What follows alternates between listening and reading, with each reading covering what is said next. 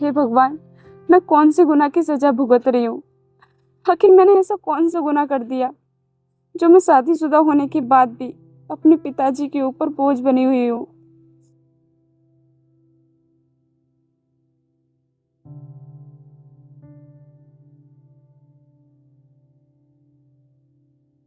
बेटी, मैं काम पर जा रहा हूँ, ठीक है। और हाँ बेटी, कोई चीज़ तुम्हें मंगानी हो तो बता दो, मैं ले आऊँगा। पिताजी, क्या मंगाऊं मैं आपसे? मेरे शादीशुदा होने के बाद भी आप मुझे अपनी कमाई से खिला रहे हो, पढ़ा रहे हो। क्या मेरे लिए इतना कुछ कम है क्या जो मैं आपसे और कुछ भी मंगाऊंगी? अरे बेटी, ये तू कैसी बातें कर रही है?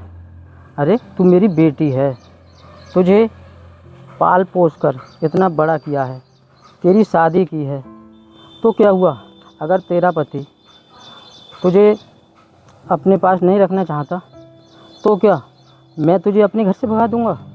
तू मेरी बेटी है, तेरी हर चीज़ की जिम्मेदारी मेरी है और मेरा फ़र्ज बनता है कि मैं अपना बाप होने का फ़र्ज निभाऊं।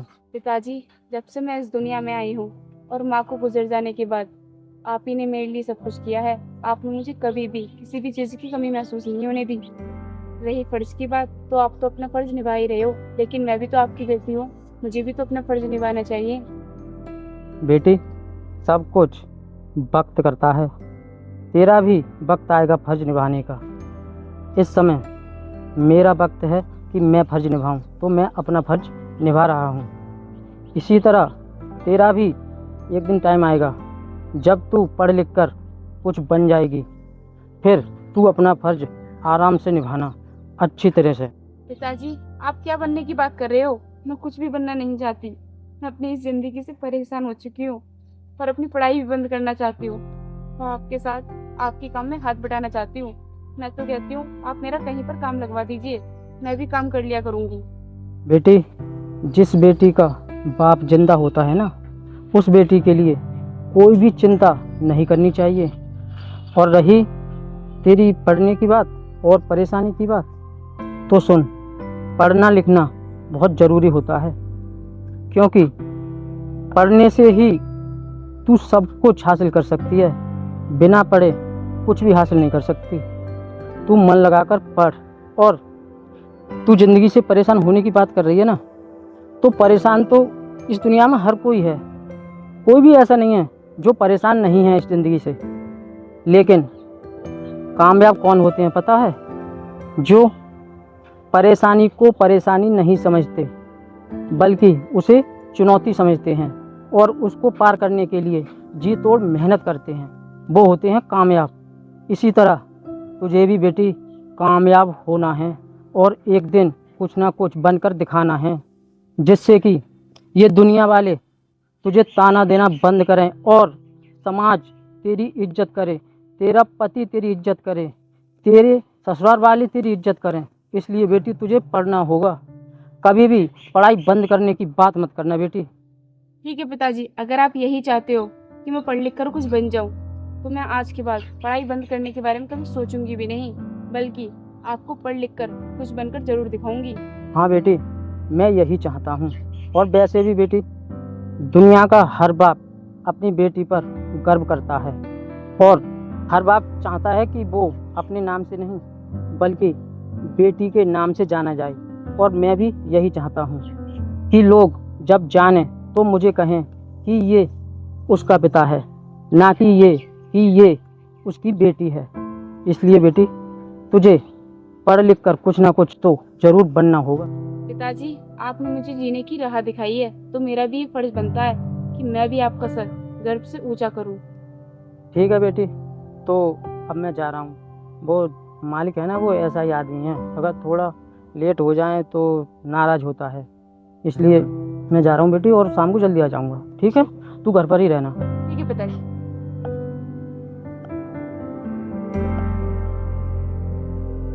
मेरे पिताजी को मुझ पर भरोसा है और उम्मीद भी, और मैं उनकी इस उम्मीद पर खरी उतरने के लिए दिन रात मेहनत करूंगी, चाहे इसके लिए मुझे कुछ भी क्यों ना करना पड़ जाए।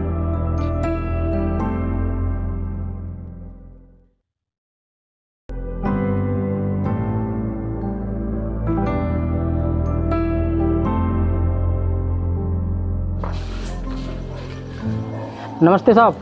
नमस्ते गई तेरी भाड़ में। और तू ये बता, तेरा ये टाइम है आने का? साहब ये टाइम तो नहीं है मेरे आने का, लेकिन साहब ऐसे ही थोड़ा घर काम था ना, तो इस वजह से मैं लेट हो गया, नहीं तो मैं रोज़ टाइम पर आ जाता हूँ। तू इस घर का नौकर है, नौकर। अपनी औकात में रहा कर। और क्या बोल रहा था कि मैं रोज टाइम से आ जाता हूँ, तो टाइम से आकर तू हमारे ऊपर कोई एहसान नहीं करता है, पैसे लेता है, पैसे। साहब मुझे पता है कि मैं इस घर का नौकर हूँ, और साहब मैं अपनी औकात में ही रहता हूँ। और साहब आप कह रहे हो कि एहसान करता है, साहब मेरी इतनी औकात कहाँ कि मैं आप पर एहसान कर सकूँ। एहसान तो आप लोग करते हैं हम जैसे गरीबों पर, और मुझ पर भी करते हैं। अगर आप मुझे पर एहसान नहीं करते तो मेरा तो गुजारा भी नहीं होता। तू ये मीठी मीठी बातें करके ज़्यादा होशियार बनने की कोशिश मत कर। तुझे मैंने इसलिए काम पर रखा है ताकि तू हमारे घर का सारा काम कर सके, और तू यहाँ खड़े होकर हमें भाषण मत दे, जाकर घर का काम कर। ठीक है साहब, मैं काम करता हूँ। साहब वो मुझे कुछ पैसों की ज़रूरत थी, मुझे आप कुछ पैसे दे देते तो सही रहता। एक तो तू इतना लेट आया है और ऊपर से पैसे मांग रहा है। चाहता मेरा दिमाग मत खराब कर। अगर मेरा दिमाग खराब हो गया ना तो तुझे काम पे से और निकाल दूंगा। अरे नहीं साहब, ये आप क्या कह रहे हो? साहब मैं काम करता हूँ, और साहब कभी भी आप मुझे काम से निकालने के बारे में सोचना भी मत, नहीं तो मेरे घर का गुजारा भी नहीं होगा, मैं बर्बाद हो जाऊंगा। साहब आपके यहाँ काम करने से ही मेरा गुजारा होता है, ये बात आप अच्छे से जानते हैं। इसलिए साहब कभी भी मुझे काम से मत निकालना, मैं आपसे हाथ जोड़कर विनती करता हूँ। और साहब रही काम करने की बात, तो मैं अभी सारा काम करता हूँ।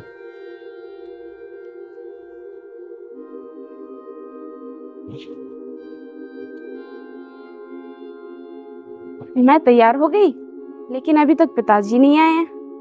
वैसे रोज इस टाइम तक तो पिताजी घर आ जाते हैं, पता नहीं आज क्यों नहीं आए। मुझे लगता है आज भी मैं पिताजी की वजह से कोचिंग के लिए लेट हो जाऊंगी। पता नहीं कितना टाइम लगेगा। क्या करूं, मेरे तो कुछ भी समझ में नहीं आ रहा है। ऐसा करती हूँ, घर में ताला लगा कर चली जाती हूँ और चाबी दीवार में रख दूंगी। हाँ यही ठीक रहेगा, पिताजी चाबी ढूंढ भी लेंगे।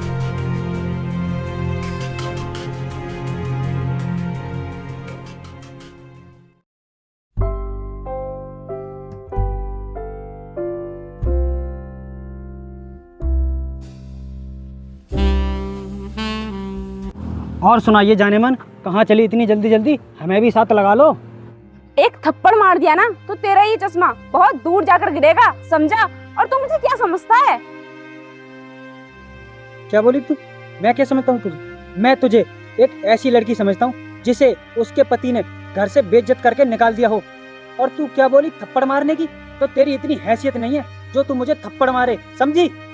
गलती करने वाले को थप्पड़ ही मारा जाता है, और थप्पड़ मारते समय ये नहीं देखा जाता कि उसकी हैसियत क्या है। तो मैं कहाँ गलती कर रहा हूँ? मैं तो बस प्यार से बात कर रहा हूँ, इसमें थप्पड़ मारने की तो कोई बात ही नहीं है। जब मैं तुझसे बात ही नहीं करना चाहती तो फिर तू क्यों मुझसे बात करना चाहता है? मैं तुझसे बात क्यों करूं? आखिर तू मेरा लगता क्या है? तू कोई मेरा रिश्तेदार है जो मैं तुझसे बात करूंगी? मैं तेरा रिश्तेदार तो नहीं लगता। अगर तू चाहे तो रिश्तेदार बनने के लिए तैयार हूँ। मैं तुझसे रिश्ता जोड़ूंगी तो जैसे इंसान से रिश्ता जोड़ने से तो अच्छा है कि मैं जहर खाकर मर जाऊं, क्योंकि तेरे जैसा इंसान किसी को खुशी तो दे नहीं सकता, सिर्फ उसकी जिंदगी बर्बाद कर सकता है। तो इससे अच्छा जहर खाना ही ठीक रहेगा। देख मैं कैसा भी इंसान हूँ, लेकिन अगर तू चाहे तो मैं तेरे लिए बदल सकता हूँ। बोल, करेगी मुझसे शादी? क्योंकि तेरा पति तो तुझे अपने घर पर रखेगा नहीं। कब तक गुजारेगी तू अपनी ऐसी जिंदगी? इसलिए मेरी बात मान, मुझसे शादी कर ले। अगर तूने मुझसे शादी कर ली ना तो मेरे घर में राज करेगी। इसलिए मेरी बात मान और मुझसे शादी कर ले, क्योंकि बिना मर्द के एक औरत का जिंदगी काटना बहुत मुश्किल होता है। वैसे एक बात बताऊं मैं तुझे, तेरी बातों को सुनकर मुझे ये साफ पता चलता है कि तेरी सोच कैसी है। तेरी सोच पुराने जमाने की है, लेकिन मैं आज के जमाने की लड़की हूँ। और क्या कह रहा था तू कि आज के जमाने में बिना मर्द के औरतों को जिंदगी गुजारना बहुत मुश्किल है? तो सुन, ऐसा कुछ भी नहीं है। आज के टाइम पर औरतें तुझ जैसे मर्दों से बहुत आगे हैं। इसलिए कहती हूँ आज के बाद मेरा रास्ता रोकने की कोशिश मत करना, वरना बहुत बुरा हो जाएगा तेरे साथ। हट मेरे रास्ते से। मैं भी देखूंगा कि तू बिना मर्द के जिंदगी कब तक काटेगी।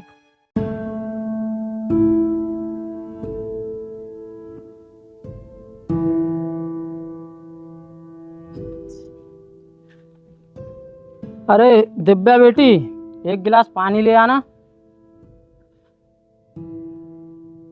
दिव्या, ये अभी तक पानी क्यों नहीं लाई?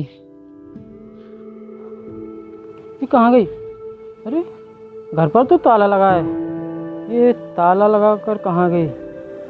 ओह, समझ गया। घर पर ताला लगाकर दिव्या कोचिंग के लिए गई होगी और ताला लगाकर चाबी यहीं पर रखी होगी उसने। देखता हूँ। अपने इस कुत्ते ने कुछ ज्यादा ही दिमाग खराब कर रखा है मेरा। मुझे लगता है पिताजी को इसके बारे में बताना ही पड़ेगा। अरे पिताजी, आ गए आप? आपकी वजह से मैं हर रोज लेट हो जाती हूँ और आज भी आप लेट ही आए हो। बेटी, अब मैं तुझे क्या बताऊँ कि मैं रोज रोज कैसे लेट हो जाता हूँ।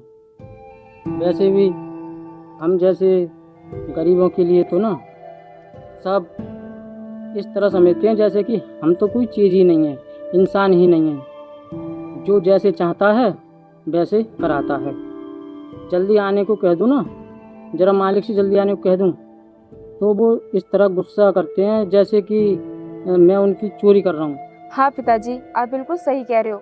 लोग गरीबों की इज्जत करते ही नहीं है, हमें तो कुछ समझते ही नहीं है। लेकिन आप फिक्र मत करो, आपको ये काम करने की कोई ज़रूरत नहीं पड़ेगी। आपको किसी के नीचे नौकर बनकर काम करने की कोई ज़रूरत नहीं पड़ेगी, क्योंकि आपकी बेटी कुछ ही दिनों में एक अफसर बनने वाली है। क्या बेटी, तू कुछ दिनों में अफसर बनने वाली है? क्या ये बात सच है? हाँ पिताजी, मैं बिल्कुल सच बोल रही हूँ। बेटी, ये तो बहुत अच्छी बात है कि तू अफसर बन जाएगी, तेरी मेहनत वसूल हो जाएगी। नहीं पिताजी, मेहनत मेरी नहीं, सारी मेहनत तो आप ही की है। क्योंकि अगर आप ही मेहनत नहीं करते मुझे पढ़ाने लिखाने में, तो शायद मेरा यहाँ तक पहुँचना मुमकिन ही नहीं था। नहीं बेटी, ऐसा नहीं है। ये ना तेरी लगन और मेहनत है। अगर तू मेहनत नहीं करती तो यहाँ तक नहीं पहुँचती। और बेटी, मेहनत ना ऐसी चीज़ होती है जिसके दम पर इंसान चाहे तो हर नामुमकिन के लिए मुमकिन कर सकता है। ठीक है पिताजी, लेकिन मुझे ना आपको कुछ बताना था। किसी के बारे में आपसे कुछ शिकायत करनी थी। शिकायत? किसके बारे में? बोल बेटी। पिताजी, एक गुंडा मुझे कई दिनों से परेशान करता हुआ आ रहा है, लेकिन आज तो उसने हद ही कर दी।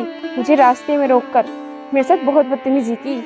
पहले मैं आपको बताना चाह रही थी, लेकिन मैंने सोचा वो सुधर जाएगा, लेकिन उसकी हरकतें कुछ ज़्यादा ही बढ़ती जा रही हैं, तो मैंने सोचा आपको बता दूं। क्या बेटी, तुझे परेशान करता है, तेरे साथ बदतमीजी की है? कौन है बेटी वो? बता, उसका नाम बता मुझे। दादी, उसका नाम रंगा है, और आपको पता है उसे ना अपने पैसों को कुछ ज़्यादा ही घमंड है। वो मुझे जब भी मिलता है तो वो अपने पैसों का रोब झाड़ने लगता है। क्या? रंगा? रंगा तो बेटी साहब का भाई है, छोटा। वो तुझे परेशान कर रहा था। खैर, तू चिंता मत कर, आज तो टाइम नहीं है। कल सुबह ना हम चलेंगे साहब के पास और उसकी शिकायत करेंगे। उसके बड़े भैया है ना साहब, वो अच्छे इंसान हैं, तो वो उसे डांट देंगे, फिर वो तुझे परेशान नहीं करेगा। ठीक है? ठीक है पिताजी, चलेंगे। अब आप बैठो, मैं खाना बना लेती हूँ। ठीक है।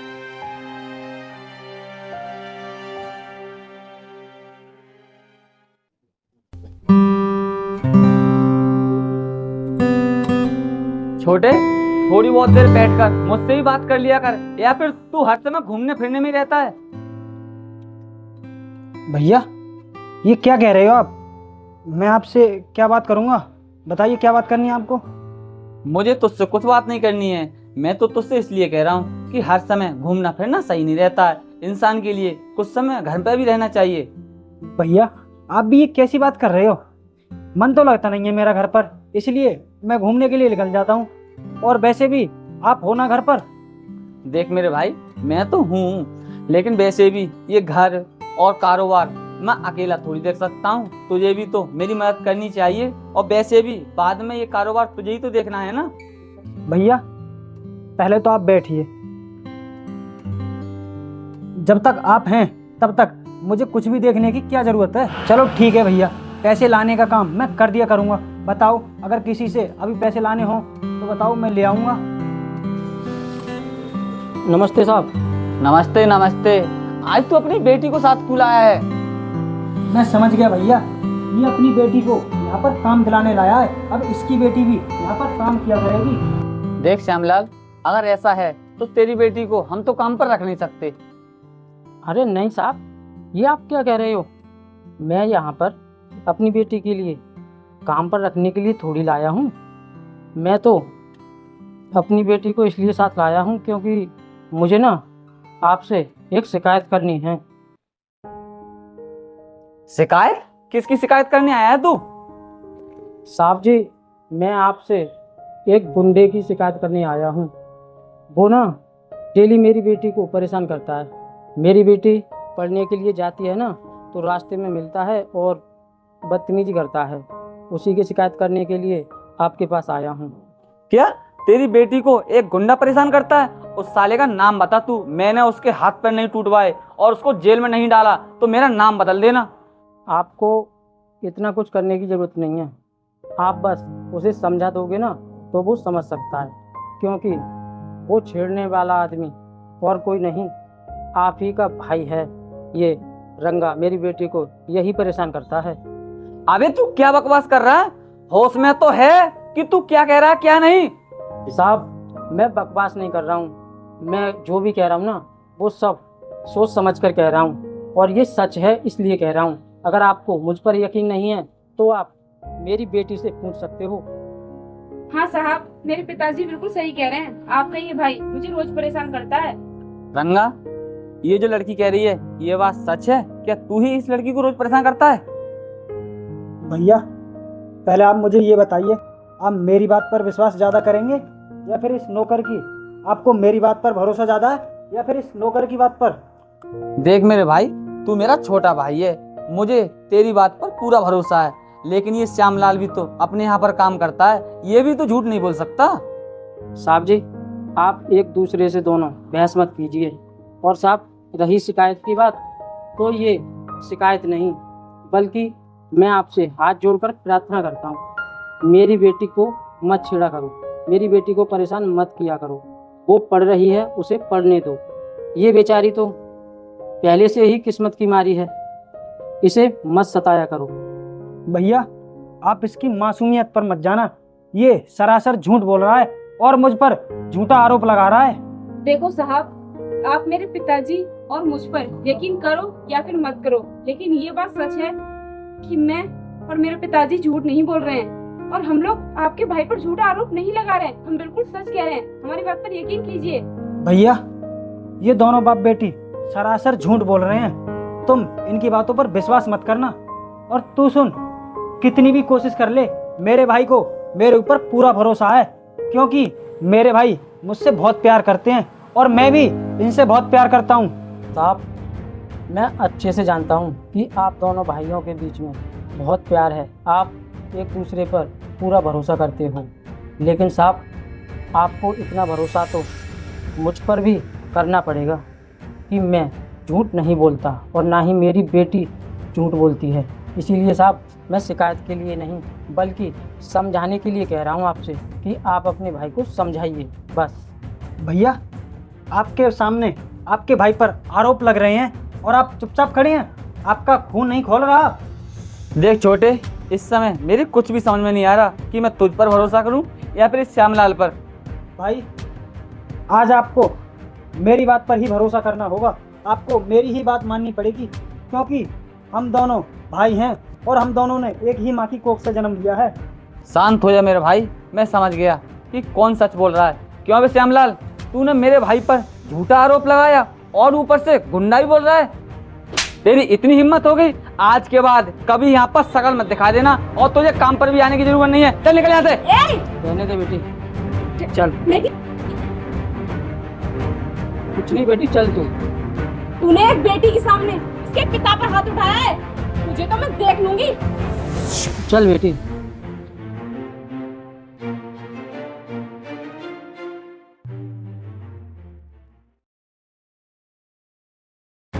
श्यामलाल, अरे श्यामलाल जी नमस्ते। अरे साहब, आप मुझसे नमस्ते क्यों कर रहे हो? आइए बैठिए। श्यामलाल, इस समय हम बैठेंगे नहीं, हम तुम्हारे पास बहुत ज़रूरी काम से आए हैं और वो काम सिर्फ आप ही कर सकते हो। लेकिन साहब ऐसा कौन सा काम पड़ गया जो सिर्फ मैं ही कर सकता हूँ? आप मुझे बताइए तो सही, अगर मेरे करने के लायक होगा तो मैं करूँगा। श्यामलाल, आपको तो पता ही है कि हमारे पास काफ़ी ज़मीन है और उसी ज़मीन में से हमारी कुछ ज़मीन सरकार ने दूसरे लोगों के नाम कर दी है और हम उसी ज़मीन को वापस कराने के लिए आपके पास आए हैं। हमें भरोसा है कि आप हमारी ज़मीन ज़रूर वापस कराएंगे। लेकिन साहब मैं भला आपकी ज़मीन कैसे वापस करा सकता हूँ? मैं इसमें क्या कर सकता हूँ? अगर आपको ज़मीन वापस चाहिए तो आपके लिए तहसील जाना चाहिए, पटवारी नेकपाल के पास जाना चाहिए, वही लोग आपकी ज़मीन वापस कराएंगे। मैं कैसे करा सकता हूँ? हम हर जगह जा चुके हैं और हम हर जगह जा के थक भी चुके हैं। हमें किसी ने बताया कि आपकी मदद सिर्फ डीएम कर सकती हैं और हमें मालूम है कि इस ज़िले की डीएम आपकी बेटी हैं। अगर आप कह दोगे तो आपकी बेटी हमारी ज़मीन वापस ज़रूर दिलवा देंगी। एक बार आप अपनी बेटी को बुलाओ और उनसे बोल दो। साहब अगर आपकी मदद मेरी बेटी कर सकती है तो ये तो बहुत अच्छी बात है। मैं अपनी बेटी को अभी बुलाता हूँ। बेटी दिव्या, बाहर आना ज़रा। आई पिताजी। जी पिताजी बताइए। अरे तुम लोग यहाँ पर क्या कर रहे हो? बेटी ये साहब ना हमारे पास कुछ काम से आए हैं। सरकार ने इनकी ज़मीन दूसरे लोगों के नाम कर दी, तो ये कह रहे हैं कि अगर आपकी बेटी चाहे तो हमारी ज़मीन हमें वापस मिल सकती है। तो बेटी मैं कह रहा हूँ तू कैसे भी करके इनकी ज़मीन इन्हें वापस करा दे, क्योंकि इनके पिताजी के हम पर कुछ एहसान हैं और वैसे भी ये मालिक हैं और हमारे पास आए हैं तो हमें इनका काम कर देना चाहिए। पिताजी आप ये कैसी बातें कर रहे हैं? आप उस दिन को भूल सकते हो लेकिन मैं नहीं, जिस दिन इन लोगों ने आपके ऊपर हाथ उठाया था। आपको पता भी है उस दिन मेरे दिल पर क्या बीती थी। और रही ज़मीन की बात, तो ज़मीन इनकी नहीं है, ज़मीन उन लोगों की है जिनके पास अभी है। बेटी ये क्या कह रही है तू? वो ज़मीन तो इन्हीं की थी और तू कह रही है कि इनकी नहीं थी। नहीं पिताजी, वो ज़मीन इनकी नहीं थी। वो ज़मीन तो इन लोगों ने गरीबों से छीनी थी। फिर आप ही बताइए वो ज़मीन को मैंने कैसे वापस कर दूं? देखो, पहले जो हुआ उसे भूल जाओ और आप हमें माफ़ कर दो। कैसे भी करके आप हमारी ज़मीन वापस दिलवा दो, हम उसके बदले आपको मुँह मांगी कीमत देंगे। छोटे दिखा। और हाँ, इसमें पूरे 20 लाख रुपए हैं। तुम लोगों को पता भी है कि तुम ये क्या कर रहे हो?